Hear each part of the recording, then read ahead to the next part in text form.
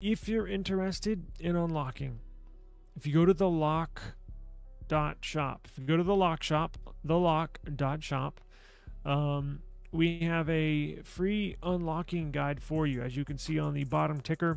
Okay, so if you're interested, if you want to start your own business unlocking phones, that's the place to go. Or you have a phone you purchased on OfferUp and you have T-Mobile, but you find out it's a Verizon iPhone and your SIM card won't work, or it won't let you put an eSIM in there because it's locked to Verizon. Go to the lock shop, the lock.shop, and I have a free unlocking guide for you that'll show you how to unlock your phone, not just carrier unlock. I have how to remove iCloud locks, real iCloud. It's not a bypass. It's a real remove iCloud, and all, as well as Blacklist. Right? If you buy a device and it's stolen, if you buy a stolen device not knowing it's stolen and it's on the blacklist, guess what? We can remove it.